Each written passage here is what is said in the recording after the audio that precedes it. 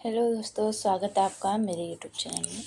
तो आज हम फिर से एक नया टॉपिक लेके आए हैं, हिंदी आलोचना। हिंदी आलोचना यानी कि ऐसी क्या चीज़ें हैं आलोचना में, तो उसके बारे में हम जानेंगे। तो चलिए, आलोचना शब्द लुज धातु से बना है। आलोचना शब्द क्या है?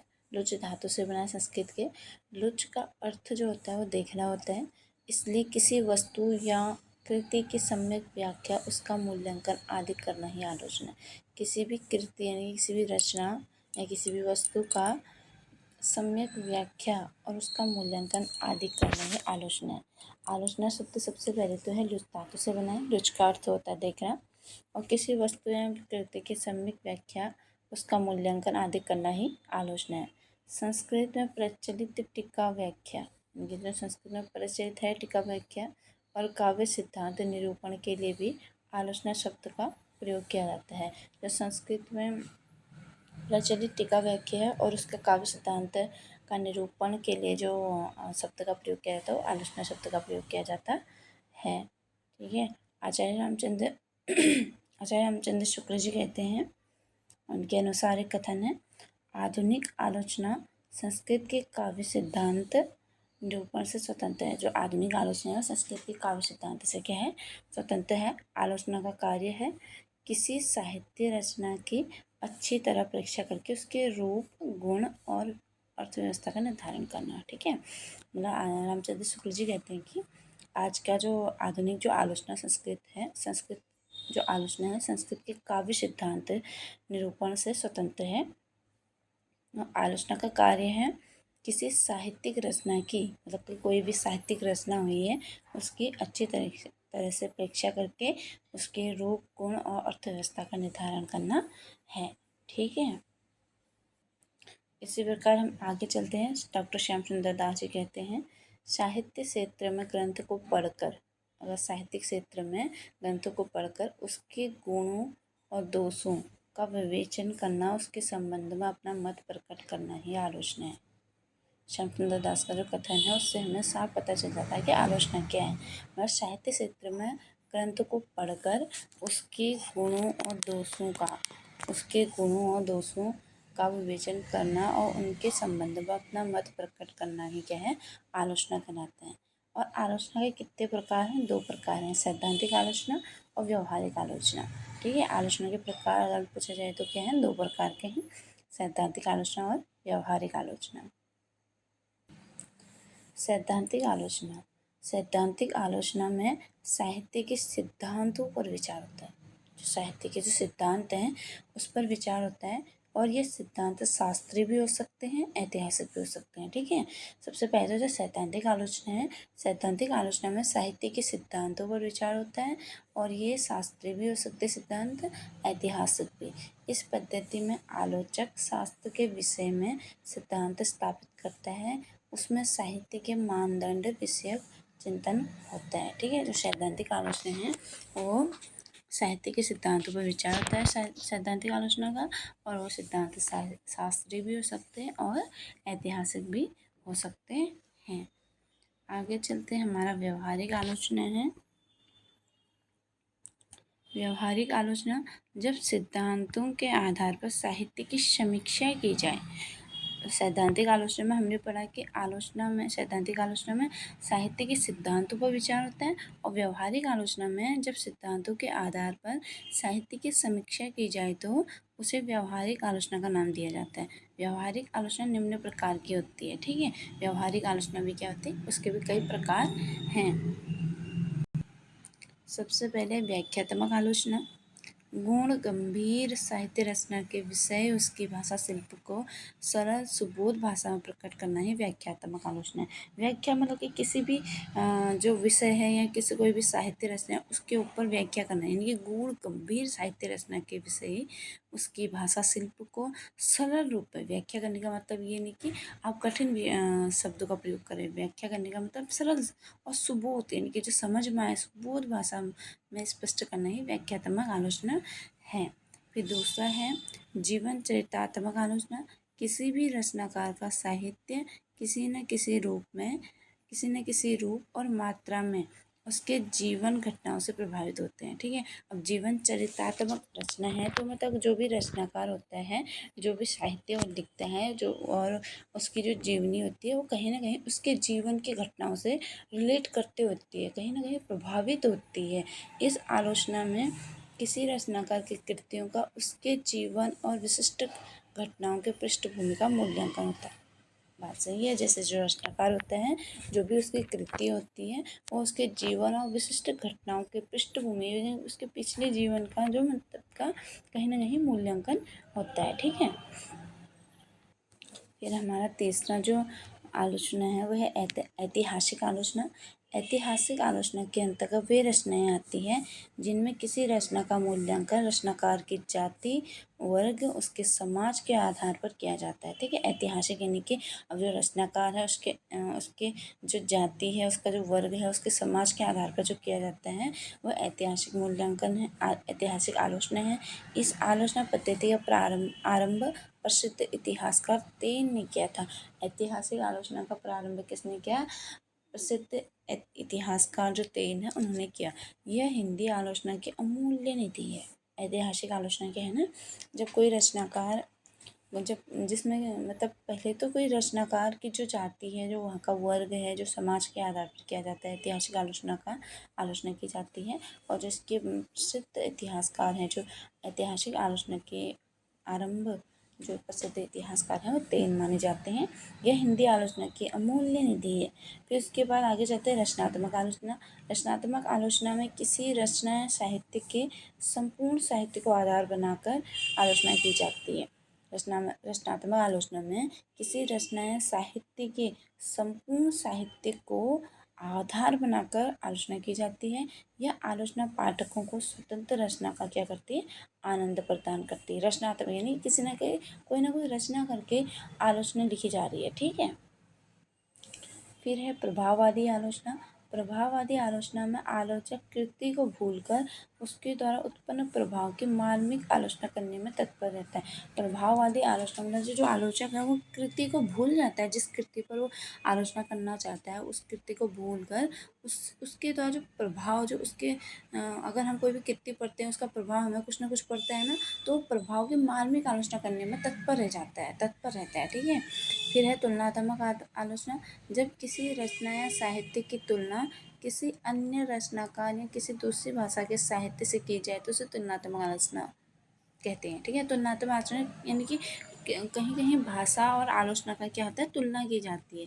और तुलनात्मक आलोचना के जनक कौन है? पदमसी शर्मा को माना जाता है। जो तुलनात्मक आलोचना है उसके जनक किसे माना जाता है? पदमसी शर्मा को माना जाता है। फिर है हिंदी आलोचना को मुख्य 4 भागों में बांटा जाता है: भारतेंदु युग, द्विवेदी युग, शुक्ल युग और शुक्लोत्तर युग। ठीक है, हिंदी आलोचना को मुख्यतः 4 भागों में बांटा जाता है। ठीक है, कितने भागों में बांटा जाता है? 4 भागों में बांटा जाता है। सबसे पहला है भारतेंदु युग, फिर दूसरा द्विवेदी युग, फिर शुक्ल युग, फिर शुक्लोत्तर युग।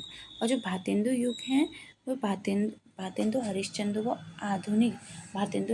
आधुनिक हिंदी का प्रथम आलोचक माना जाता है। ठीक है, ये याद रखना है कि भारतेंदु हरिश्चंद्र को ही आधुनिक हिंदी का प्रथम आलोचक माना जाता है। आधुनिक हिंदी का प्रथम सैद्धांतिक आलोचना, अब ये पूछ रहे हैं कि आधुनिक हिंदी का प्रथम सैद्धांतिक आलोचना भारतेंदु की जो कृति नाटक है, भारतेंदु की जो कृति है वो नाटक है, 1883 को माना जाता है। भारतेंदु की जो कृति है नाटक 1883 को माना जाता है। फिर आगे देखते हैं रामचंद्र शुक्ल जी का कथन है, आलोचना का सूत्रपात हिंदी में एक प्रकार से भट्ट और चौधरी साहब ने किया। ठीक है, आचार्य रामचंद्र शुक्ल कहते हैं आलोचना का जो सूत्रपात है हिंदी में एक प्रकार से भट्ट और चौधरी साहब ने किया। फिर दूसरा युग हमारा चलता है द्विवेदी युग। आचार्य महावीर प्रसाद द्विवेदी को हिंदी का प्रथम लोकवादी आचार्य माना जाता है। जो आचार्य महावीर प्रसाद द्विवेदी जी हैं उनको हिंदी का प्रथम लोकवादी आचार्य माना जाता है। 1910 सन 1910 में मिश्र बंधुओं ने प्रसिद्ध आलोचना ग्रंथ हिंदी नवरत्न की रचना की। जो 1910 ईस्वी में प्रसिद्ध जो आलोचना मिश्र बंधुओं ने प्रसिद्ध आलोचना ग्रंथ हिंदी नवरत्न क्या है, हिंदी नवरत्न की रचना की। हिंदी नवरत्न में 9 कवियों को स्थान दिया गया। 1910 ईस्वी में मिश्र बंधुओं ने प्रसिद्ध आलोचना ग्रंथ हिंदी नवरत्न की रचना की और हिंदी नवरत्न में 9 कवियों को क्या दिया गया, स्थान दिया गया। ठीक है, मिश्र बंधुओं ने हिंदी नवरत्न में निम्नलिखित 9 कवियों को स्थान दिया है। जो 9 कवि हैं वो निम्नलिखित हैं। सबसे पहले कवि हैं तुलसीदास, फिर सूरदास, देवदत्त देव, बिहारी लाल, त्रिपाठी, बंधुभूषण और मतीराम। ये तीनों एक हैं। ठीक है, त्रिपाठी, बंधुभूषण और मतीराम। केशवदास, कबीरदास, चंद्रवरदाई, भाटेंदु हरिश्चंद्र। कौन कौन है? तुलसीदास हैं, सूरदास हैं, देवदत्त देव हैं, बिहारी लाल, त्रिपाठी, बंधुभूषण और मतीराम, केशवदास, कबीरदास और चंद्रवरदाई, भातेंदु हरिश्चंद्र। ये 9 कवियों को 1910 में मिश्र बंधुओं ने प्रसिद्ध ग्रंथ उनके हिंदी नवरत्न में स्थान दिया है। द्विवेदी युगीन आलोचना भी पत्र पत्रिकाओं के माध्यम से विकसित हुई। अब जो द्विवेदी युग की जो आलोचना है वो भी कहीं ना कहीं किससे विकसित हुई? पत्र पत्रिका के माध्यम से। इसमें सरस्वती पत्रिका, माधुरी पत्रिका, वीणा, विशाल भारत और मर्यादा आदि पत्रिकाओं की महत्वपूर्ण भूमिका रही है। ठीक है, द्विवेदी युग में जो आलोचना की गई थी, द्विवेदी युग में जो भी आलोचना की गई थी उसमें पत्र पत्रिकाओं का क्या रहा? महत्वपूर्ण स्थान रहा। उसमें सरस्वती, माधुरी, वीणा, विशाल भारत और मर्यादा आदि पत्रिकाओं की महत्वपूर्ण भूमिका रही है। फिर उसके बाद हमारा चलता है तीसरा युग शुक्ल युग। हिंदी आलोचना को आलोचना शास्त्र के रूप में व्यवस्थित, गंभीर और समृद्ध करने का श्रेय आचार्य रामचंद्र शुक्ल को जाता है। ठीक है, हिंदी आलोचना को शुक्ल युग में कहते हैं कि हिंदी आलोचना को आलोचना शास्त्र के रूप में व्यवस्थित, गंभीर और समृद्ध करने का जो श्रेय जाता है रामचंद्र शुक्ल जी को जाता है। आचार्य रामचंद्र शुक्ल की प्रथम सैद्धांतिक आलोचना काव्य में रहस्यवाद 1929 निबंध को माना जाता है। जो काव्य में रहस्यवाद है 1929 में लिखा गया था वो क्या है? एक प्रकार से निबंध है और सैद्धांतिक आलोचना भी है। प्रथम सैद्धांतिक आलोचना है लेकिन वो कहीं ना कहीं निबंध श्रेणी में लगा हुआ है। वो किसका है? आचार्य रामचंद्र शुक्ल जी का। फिर आगे चलते हैं रामचंद्र शुक्ल की जो प्रमुख आलोचनात्मक कृतियाँ हैं। जो रामचंद्र शुक्ल ने आलोचना लिखी थी उनकी जो कृतियाँ हैं वो है, पहला है गोस्वामी तुलसीदास जो 1923 में लिखा गया था, जयश्री ग्रंथावली 1924 में, ब्रह्म गीत सार 1925 में और रसमीमांसा 1949 में, काव्य में रहस्यवाद 1929 में और हिंदी साहित्य का इतिहास 1929। ये 6 आलोचनाएं रामचंद्र शुक्ल के द्वारा लिखी गई थी। गोस्वामी तुलसीदास 1923, जयश्री ग्रंथावली 1924, ब्रह्मगीत सात 1925, रसमीमांसा 1949, काव्य में रहस्यवाद 1929, हिंदी साहित्य का इतिहास 1929। फिर आगे चलते हैं। इसमें शुक्ल जी कहते हैं, शुक्ल ने सूरदास को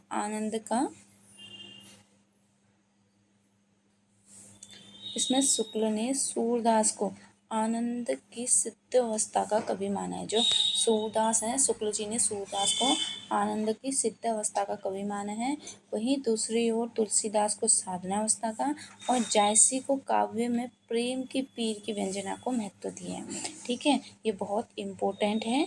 इसमें शुक्ल ने सूरदास को आनंद की सिद्ध अवस्था का कवि माना है। वहीं दूसरी ओर तुलसीदास को साधना अवस्था का, जायसी के काव्य में प्रेम की पीर की व्यंजना को महत्व इन्होंने दिया है। ठीक, फिर उसके बाद है शुक्लोत्तर युग। चौथा युग जो हमारा चला था वो क्या चला था? शुक्लोत्तर युग चला था। इसकी शुरुआत स्वच्छंदतावादी समीक्षा से हुई, जो मोटे तौर पर शुक्ल की धारणा का प्रतिपक्ष है। क्या है? इसकी जो शुरुआत हुई स्वच्छंदतावादी समीक्षा से हुई, जो मोटे तौर पर शुक्ल जी की धारणा का प्रतिपक्ष है। इसके बाद विभिन्न विचारधाराओं के आगमन के साथ साथ नई समीक्षा पद्धतियाँ प्रचलित होती गई।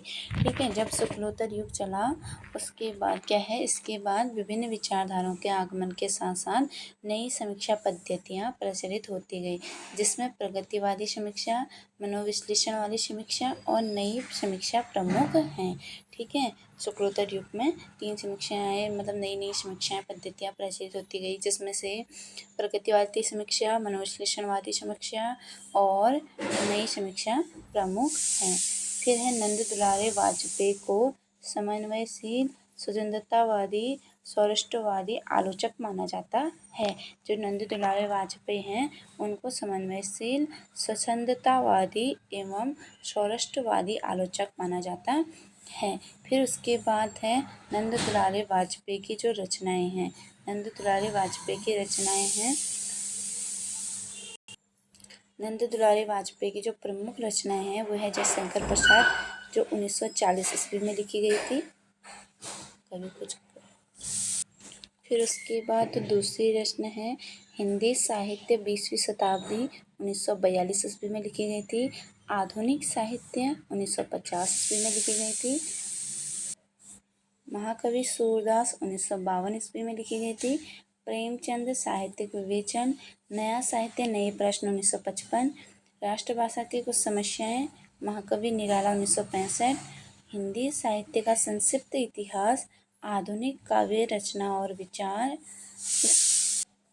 कवि सुमित्रानंद पंत 1976 में लिखी गई थी। रस सिद्धांत 1977 में। आधुनिक साहित्य सृजन और समीक्षा 1978 ईस्वी में।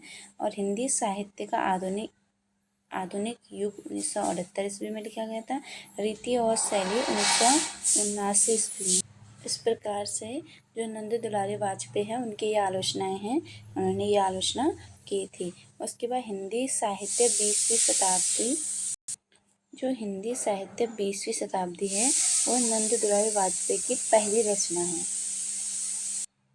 हिंदी साहित्य की 20वीं शताब्दी आचार्य नंद दुलारे वाजपेयी की पहली रचना मानी जाती है। इसके बाद है कला और सौंदर्य के बारे में। जो कला और सौंदर्य है उसके बारे में वाजपेयी जी का कहना है कि कला कभी अश्लील नहीं हो सकती और सौंदर्य असत्य तो हो ही नहीं सकता, वह तो चेतना की झलक है। ठीक है, मतलब कला और सौंदर्य के बारे में वाजपेयी जी कहते हैं कि कला कभी अश्लील नहीं हो सकती और सौंदर्य असत्य तो हो ही नहीं सकता। जो सौंदर्य है वो कभी असत्य हो ही नहीं सकता, वह तो चेतना की झलक है। फिर उसके बाद हिंदी साहित्य 20वीं शताब्दी की भूमिका में उन्होंने अपना दृष्टिकोण स्पष्ट करते हुए बताया है कि आलोचना में 7 बातों का ध्यान रखना चाहिए। ठीक है, ध्यान रखते हैं वो, मतलब वाजपेयी जी। उन्होंने कहा है कि हिंदी साहित्य का जो 20वीं शताब्दी है उसकी भूमिका में उन्होंने अपना दृष्टिकोण स्पष्ट करते हुए बताया है कि आलोचना में 7 बातों का ध्यान रखना चाहिए, मतलब कि वाजपेयी जी बताते हैं। फिर उसके बाद है जो 7 बातें हैं वो कौन कौन सी बातें हैं जिसका वाजपेयी जी कहते हैं कि ध्यान रखना चाहिए। कवि के अंतर्वृत्तियों का अध्ययन, जो सबसे पहली बात है वो है कवि के अंतर्वृत्तियों का अध्ययन, कलात्मक सौष्ठव का अध्ययन, तकनीक और शैली का अध्ययन, समय और समाज तथा उनकी प्रेरणाओं का अध्ययन करना, कवि की जीवनी और रचना पर उसके प्रभाव का वर्णन करना, कवि के दार्शनिक, सामाजिक एवं राजनीतिक विचारों का अध्ययन, काव्य के जीवन संबंधी सामंजस्य एवं संदेश का अध्ययन करना। ये 7 बातों का अध्ययन करना वाजपेयी जी ने बताया है कि अपनी 20वीं शताब्दी हिंदी साहित्य की जो 20वीं शताब्दी की भूमिका में है उसमें इन्होंने ये 7 बातों का अध्ययन किया है और इसको बताया है कि इन 7 बातों पर ध्यान देना चाहिए। तो दोस्तों हमारी जो आज की क्लास है वो यहाँ पे समाप्त होती है।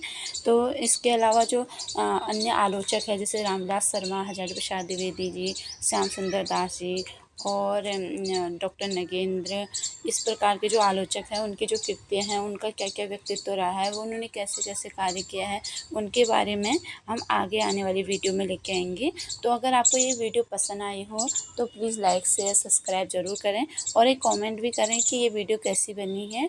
और साथ में कमेंट से ये होता है कि हमें इससे प्रोत्साहन मिलता है कि क्या हमारी वीडियो अच्छी बनी है या नहीं बनी है। अगर हमारी कोई कमियां हुई हैं तो हमें वो भी बताइए कि हम फिर उसमें क्या करते हैं, सुधार करेंगे, आपके सामने और अच्छी वीडियो लेके आने का प्रयास करेंगे। तो धन्यवाद दोस्तों।